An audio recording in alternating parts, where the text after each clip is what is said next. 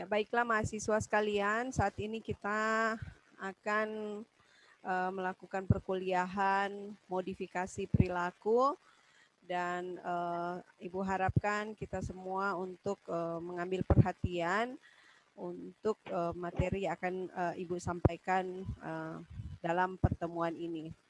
Nah, pada waktu yang lalu kita sudah membahas bersama-sama tentang apa itu perilaku, apa itu modifikasi perilaku ya. Ibu harap Anda semua masih mengingat ya materi yang sudah Ibu sampaikan di waktu yang lalu.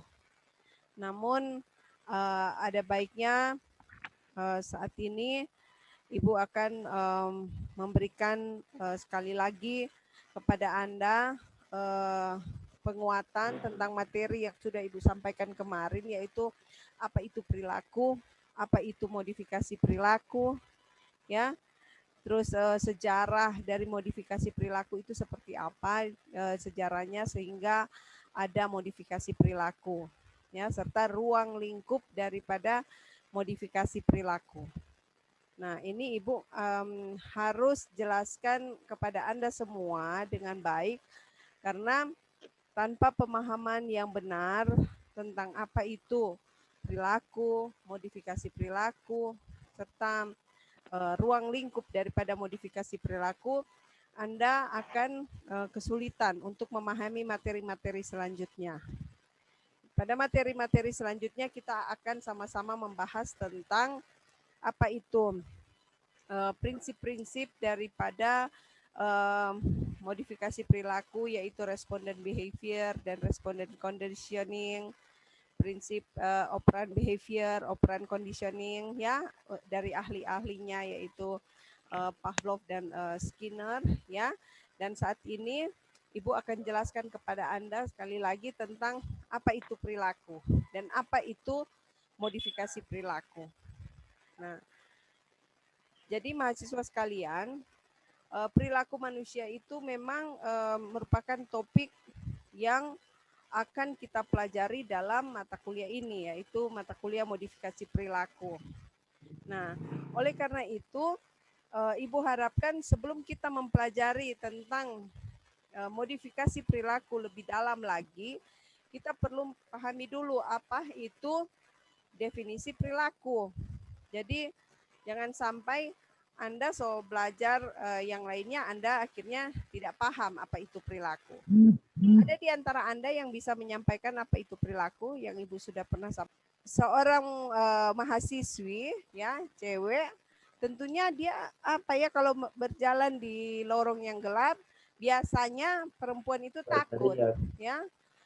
Itu makanya ada perbedaan perilaku atau tingkah laku orang itu karena itu tadi Ibu bilang ada perbedaan individual. Salah satunya perbedaan kelamin.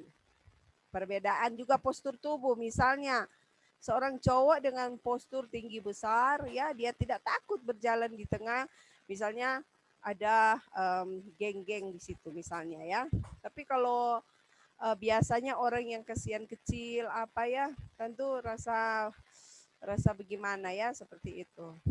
Dan biasanya orang yang memiliki postur tubuh yang baik, orang lebih percaya diri, bertingkah lakunya lebih confidence, ya. Beda dengan misalnya kalau kita merasa kita ada kekurangan. Jadi ini yang menyebabkan perbedaan perilaku dari orang-orang, ya.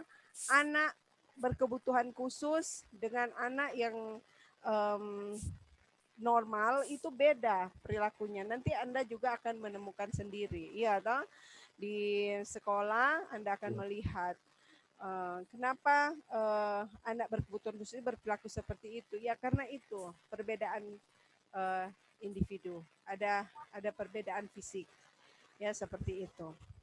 Dan perbedaan psikologis juga, misalnya berkaitan dengan kalau yang perbedaan psikologis, misalnya perbedaan yang berkaitan dengan minat dan motivasi serta kepribadian. Itu. Nah, kalau perbedaan psikologis yang berkaitan dengan minat misalnya ya antara seseorang yang memiliki minat hobi misalnya menyanyi dengan yang tidak. Kalau orang yang hobi menyanyi, tentu dia ketika dia melihat ada perlombaan atau misalnya menonton aja acara Indonesian Idol, iya toh. Kalau orang yang ada minat di situ, tentu dia senang sekali mau ikut tuh apa mau nonton Indonesian Idol. Tapi kalau orang yang tidak punya minat sama sekali dengan apa acara seperti itu, dia merasa nggak mau menonton. Begitu demikian halnya kalau orang mau menonton, kalau ada yang senang bola, iya toh, dia akan apa menonton dengan girang. Jadi tingkah laku perilaku ya dari orang itu bisa beda berdasarkan minat. Sama halnya dengan proses belajar, ya. Orang yang betul-betul minat dengan pendidikan khusus akan beda ketika dia belajar dengan orang yang masih terpaksa ada di program studi pendidikan khusus. Ya, jadi itu ada perilakunya sangat berbeda. Jadi tapi Ibu senang ya karena kalian yang semester 4 Ibu lihat semuanya memiliki minat ya dengan prodi pendidikan khusus. Sehingga ada antusias. Sehingga tadi Ibu bilang mau masuk untuk modifikasi perilaku, sore Anda semua siap ya. Jadi Ibu harap semua dipertahankan dan ditingkatkan. Jadi perilaku orang-orang itu jadi bisa berbeda karena tadi Ibu bilang kan ada perbedaan individu baik dari sisi fisik, secara psikologis, dan juga yang ketiga dari secara perbedaan intelijensia. Jadi orang yang memiliki intelijensia lebih akan sangat berbeda perilakunya dengan yang biasa-biasa saja ya. Jadi tingkah laku orang, makanya lihat anak-anak yang berkebutuhan khusus yang memiliki keterbatasan intelijensia yang ada anak-anak yang tunagrahita itu lihat toh dalam punya tingkah laku itu beda dengan anak-anak yang normal ya. Jadi itu tuh perilaku, tingkah laku perbedaannya itu karena perbedaan biologis, perbedaan psikologis, dan perbedaan intelijensi. Dan yang kedua, dalam bagian yang besar selanjutnya, mengapa perilaku setiap orang itu berbeda, yaitu yang kedua ditentukan oleh faktor lingkungan. Nah, kalau lingkungan itu memberi pengaruh yang cukup besar ya, cukup signifikan dalam perkembangan setiap individu, termasuk perilaku setiap individu. Di orang yang tumbuh di lingkungan yang baik itu biasanya ya toh mereka akan mengalami perkembangan yang baik pula ya. Jadi untuk itu kita bisa melihat sendiri ya, biasanya orang-orang yang mahasiswa yang tinggal di lingkungan, misalnya di lingkungan orang-orang yang suka belajar, dia akan menjadi seorang mahasiswa yang suka belajar.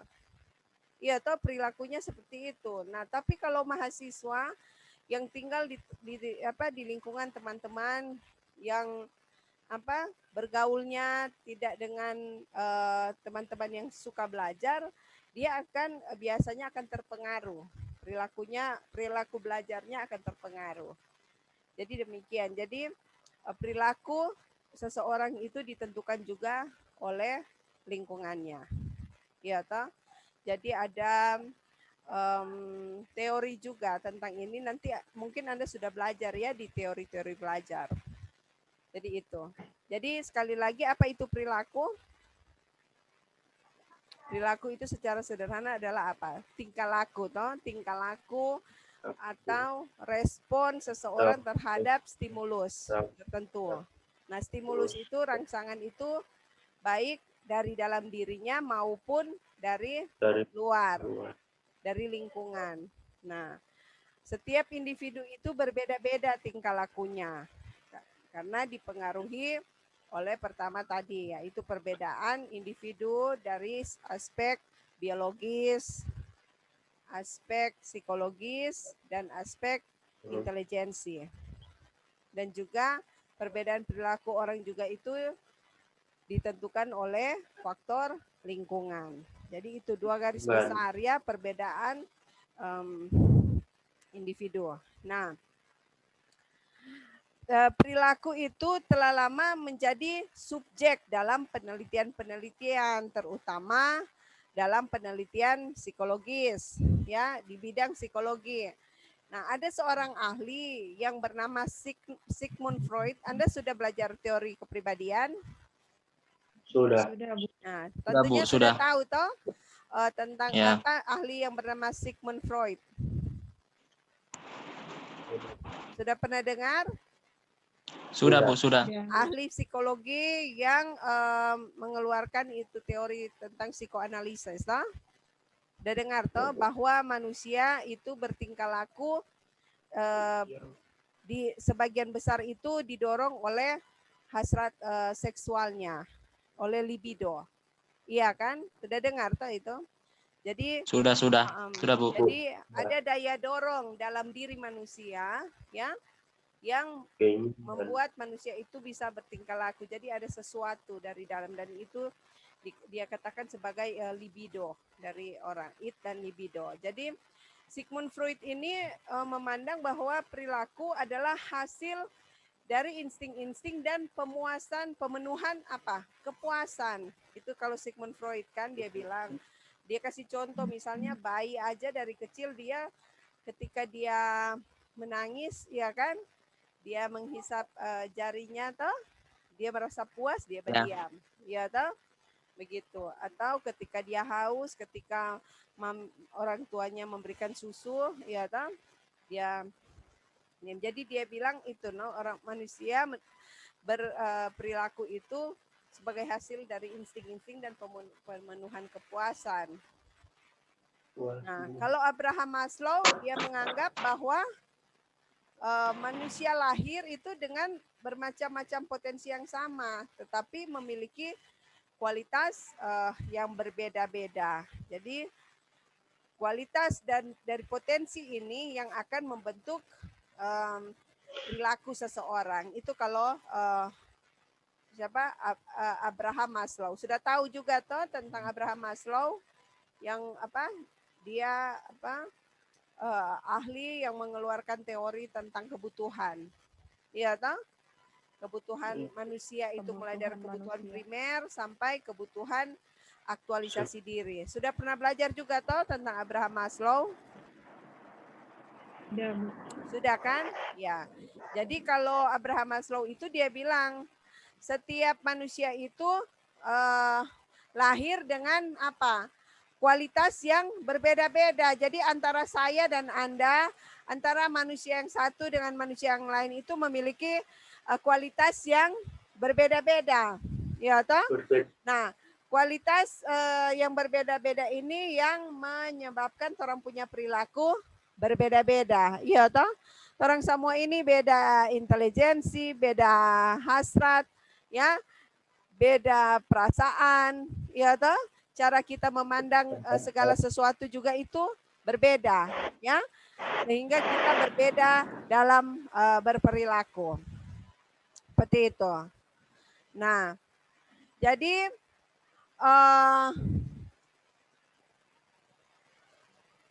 hal ini yang menyebabkan orang ada perbedaan perilaku. Nah, ada ahli-ahli kan yang seperti ahli tingkah laku, ahli-ahli yang menekuni behaviorisme itu seperti yang Ibu sudah pernah sampaikan, yaitu Ivan Pavlov, B.F. Skinner, dan Watson. Dorang berasumsi bahwa perilaku ini penentunya itu tidak berada dalam diri orang tersebut, akan tetapi pada lingkungannya. Jadi kalau orang ini menekankan pada lingkungan, berbeda dengan perilaku yang disampaikan tadi oleh Abraham Maslow.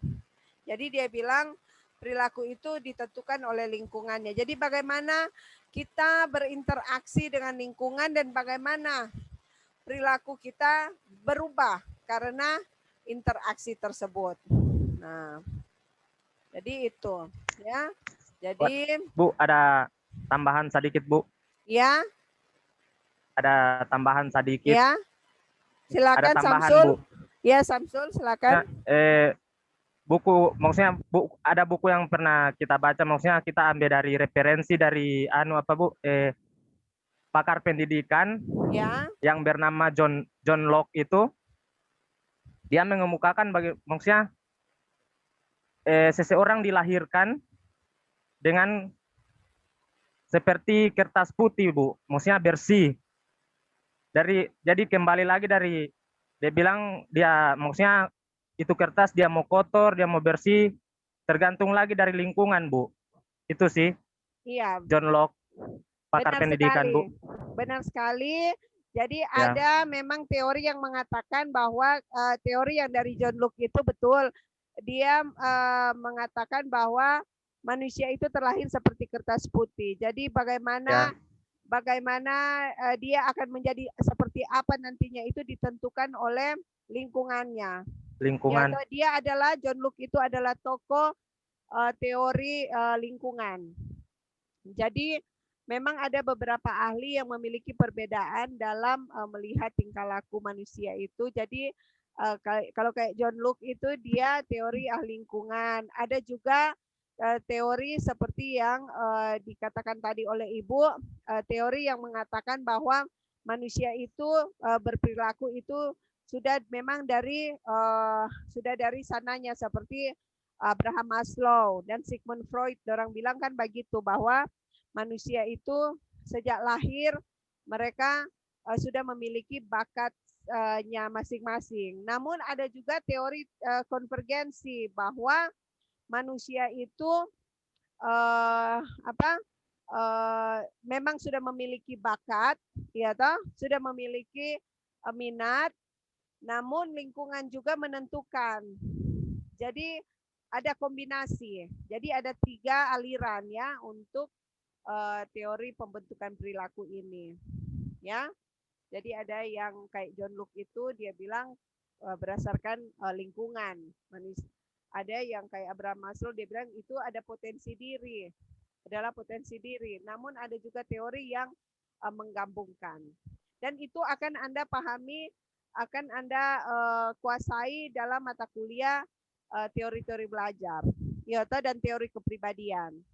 Ya, seperti itu.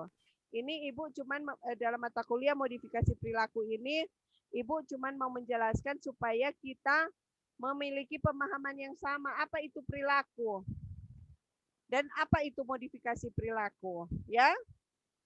Jadi kita tidak akan membahas secara mendalam tentang teori-teori perilaku. Kita cuma bahas apa itu perilaku, ya. Seperti itu. Tapi Ibu tadi memberikan pengantar, Ibu kasih tahu juga ada beberapa ahli yang mengatakan tentang perilaku dan mengapa perilaku antara setiap individu itu bisa berbeda. Ya. Jadi karena itu tadi perbedaan fisik, ya, perbedaan minat, perbedaan intelijensi. Dan yang kedua ada juga faktor lingkungan yang mempengaruhi sehingga ada perbedaan antara perilaku Anda dan saya. Orang yang tinggal di pegunungan dengan orang yang tinggal di pesisir pantai, perilakunya biasanya berbeda. Orang yang tinggal di Jawa dengan yang di Papua, perilakunya bisa kita lihat biasanya berbeda. Iya toh? Nah, baik, karena dipengaruhi oleh fisik, intelijensi, minat, dan juga lingkungan. Ya, seperti itu.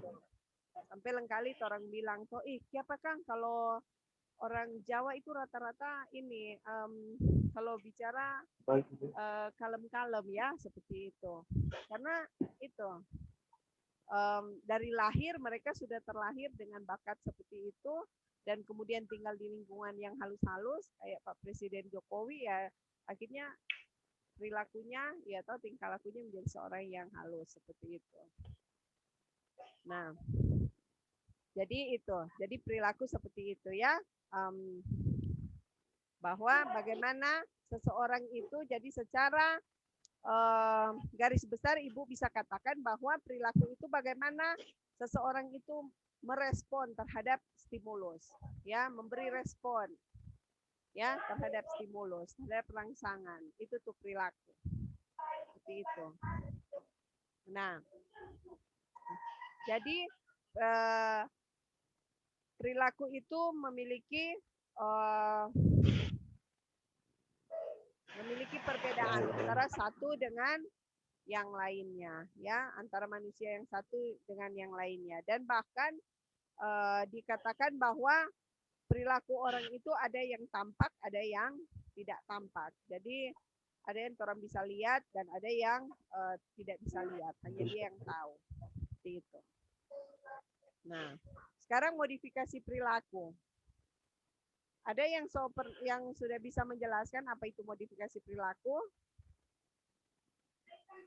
Jadi modifikasi perilaku itu kan merupakan bagian dari kajian ilmu psikologis yang fokusnya untuk menganalisa dan memodifikasi perilaku manusia, ya. Jadi bagaimana kita menganalisa, artinya bagaimana kita bisa mengidentifikasi hubungan manusia dengan lingkungan dan perilaku tertentu, ya, sehingga kita bisa mengetahui mengapa individu itu berperilaku. Jadi itu tuh modifikasi perilaku. Jadi butuh analisa. Jadi orang mesti melihat bagaimana, kenapa seseorang itu berperilaku seperti itu. Nah, memodifikasi artinya kan bagaimana kita mengembangkan dan mengimplementasikan prosedur untuk membantu seseorang itu mengubah perilakunya. Jadi itu tuh modifikasi perilaku. Jadi secara sederhana itu modifikasi berarti pengubahan atau perubahan. Bagaimana kita bisa mengubah perilaku seseorang, ya, menjadi perilaku yang wajar. Itu secara sederhana, itu modifikasi perilaku. Nah, modifikasi itu secara ini bisa juga kita katakan bahwa modifikasi ini memiliki serangkaian prinsip dan teknik. Jadi modifikasi ini mengaplikasikan setiap sistematis prinsip-prinsip dan teknik pembelajaran tertentu dalam upaya mengevaluasi perilaku yang tersembunyi ataupun mengubah tingkah laku perilaku dari fungsi dari perilaku tersebut. Nah, bagaimana target utama dari modifikasi perilaku ini adalah tentunya apa? Perilaku-perilaku yang bermasalah, iya toh? Dan bagaimana kita bisa meningkatkan performa terhadap sebuah perilaku. Jadi yang orang mau lihat sekarang ada perilaku yang weak, ya. Ibu sudah pernah sampaikan perilaku defisit atau weak dan juga perilaku eksesif, berlebihan. Jadi yang defisit misalnya perilaku yang terlalu sedikit, ya. Misalnya di mana seseorang itu tidak menunjukkan suatu perilaku berdasarkan rangsangan yang sudah diberikan. Dan yang kedua ada perilaku eksesif, yaitu perilaku yang berlebihan. Jadi perilaku yang muncul tidak pada waktu yang tepat. Itu tuh perilaku-perilaku yang orang perlu untuk modifikasi, yang weak dan yang eksesif. Nah, jadi seperti itu. Nah, ini waktu kita tinggal 2 menit 40 detik. Nanti kalau terputus kita sambung satu kali lagi ya. Sambil ada penyampaian Ibu akan sampaikan. Nah, jadi modifikasi perilaku ini karakteristiknya yaitu pertama berfokus pada perilaku yang akan diubah, bukan pada kepribadian atau karakter seseorang, ya. Jadi berfokus pada perilaku yang ingin diubah. Nah, yang kedua, prosedur modifikasi perilaku itu berdasarkan prinsip-prinsip tingkah laku yang ada, ya. Jadi bukan asal-asal kita, tapi semuanya dalam modifikasi perilaku itu ada prosedurnya berdasarkan prinsip-prinsip. Dan dalam modifikasi perilaku itu perubahannya itu harus dapat diukur. Ya, seperti itu. Nah, sekarang kayaknya kita selesai dulu yang untuk sum ini sampai pada karakteristik. Jadi kita sudah bahas apa itu perilaku, apa itu modifikasi perilaku dan karakteristiknya. Karakteristik dan modifikasi perilaku. Sesudah ini Ibu akan jelaskan sedikit lagi tentang sejarah. Ibu akan ulangi lagi supaya Anda tahu betul-betul itu sejarah dari modifikasi perilaku. Nanti Ibu kirim link lagi ya. Ibu. Ya, Samsul. Kalau boleh lanjut nanti soalnya masih sholat maghrib, Bu. Oh iya ya, mau sholat maghrib. Iya. Oke. Jadi kita mulai jam berapa? 6:30 boleh, Bu? Boleh, kalau teman-teman semua siap, orang Iya. 6:30 ya. Ibu akan masuk Boleh, Ya, Bu. cuma 30 menit. Boleh, Bu. Ya, oke. Ya. Ya. Nanti kita sambung jam 6:30. Oke. Ya, Bu. Terima kasih. Terima kasih, Bu. Makasih, Bu.